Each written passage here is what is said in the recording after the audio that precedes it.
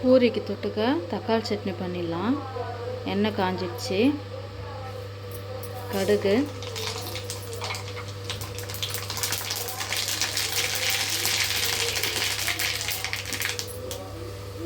கருவேப்பிலை,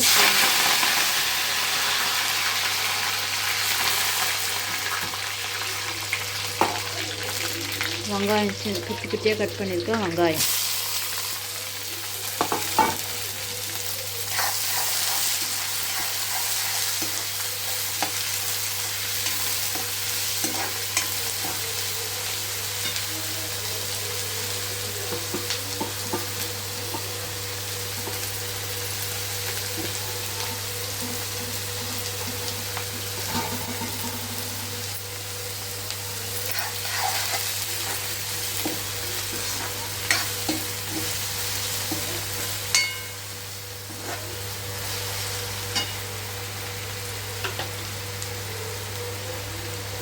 நல்லா வதங்கட்டுங்க. அப்போ தான் தக்காளி சட்னி டேஸ்ட்டாக இருக்கும்.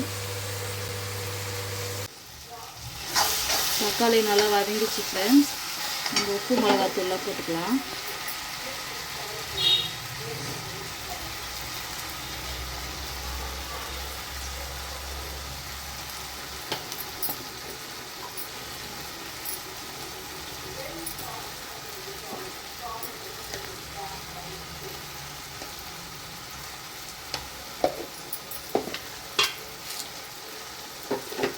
தேவையான அளவு உப்பு.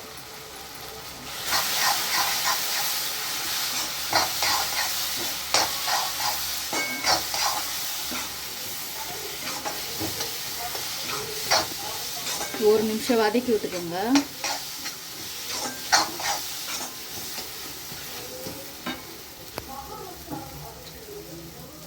தண்ணி சேர்த்துக்கலாம்.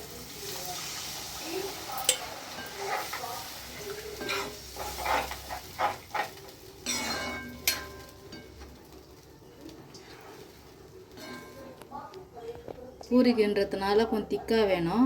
கொஞ்சமாகவே தண்ணி ஊற்றிக்குங்க. ஒரு 2 கொதி வந்தோடனே இறக்கிடலாம்.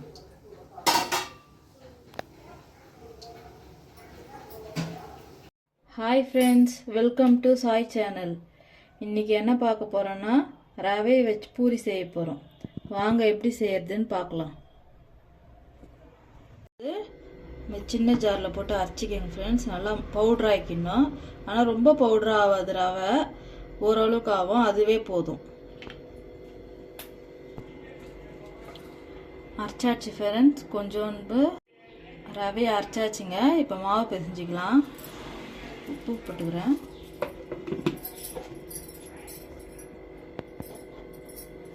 கொஞ்சமாக எண்ணெய்,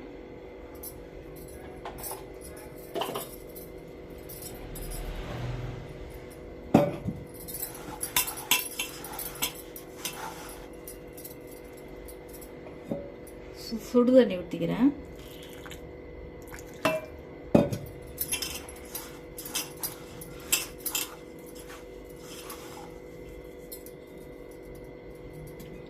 ரவை வந்து ஃபுல்லாக மாவு மாரி மழியாது, ஓரளவுக்கு தான் இருக்கும். திடீர்னு மைதா மாவு கோதுமை மாவு இல்லாத டைமில் இதில் பூரி செஞ்சு சாப்பிட்டு பாருங்கள்.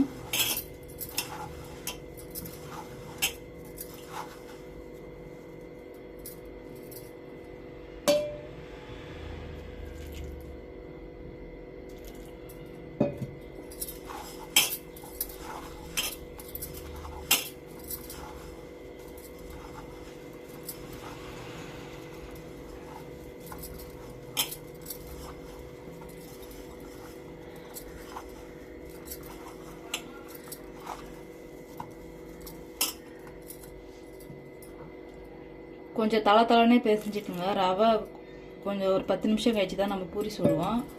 அதுக்குள்ளே இறுகிடும்.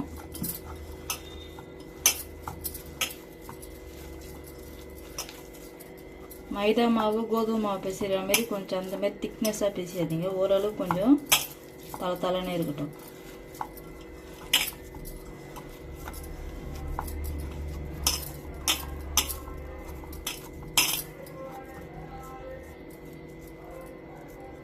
ஒரு 10 நிமிஷம் கழிச்சு பூரி செஞ்சிடலாம் ஃப்ரெண்ட்ஸ்.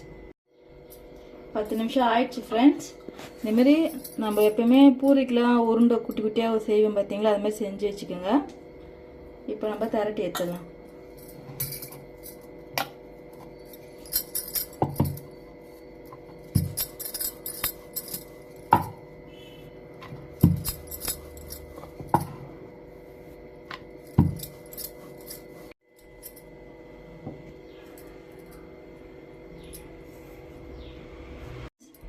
நம்ம பூரி மாரி திரட்டி எடுத்தாச்சு.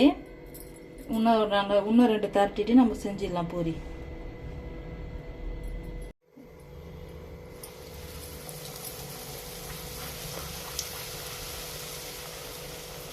பாருங்க ஃப்ரெண்ட்ஸ் எப்படி நல்லா உப்பி வருதுன்னு. ரவை நல்லா பிசைஞ்சிட்டு ஒரு 20 மினிட்ஸ் கூட இருக்கட்டும்ங்க, நல்லா ஊறட்டும். ஊறினாதான் புஷ்ஷுன்னு வரும்.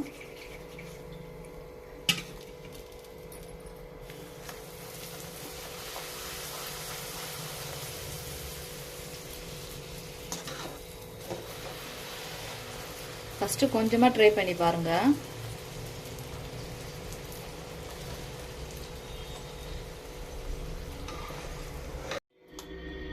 ரெடி ஆயிடுச்சு ஃப்ரெண்ட்ஸ் பூரி தக்காளி சட்னி. இது எப்படி இருக்குன்னு வீட்டில் செஞ்சு பார்த்துட்டு கமெண்ட்டில் சொல்லுங்கள். இந்த வீடியோ பிடிச்சிருந்ததுன்னா லைக் பண்ணுங்கள், ஷேர் பண்ணுங்கள், சப்ஸ்கிரைப் பண்ணுங்கள். தேங்க்யூ.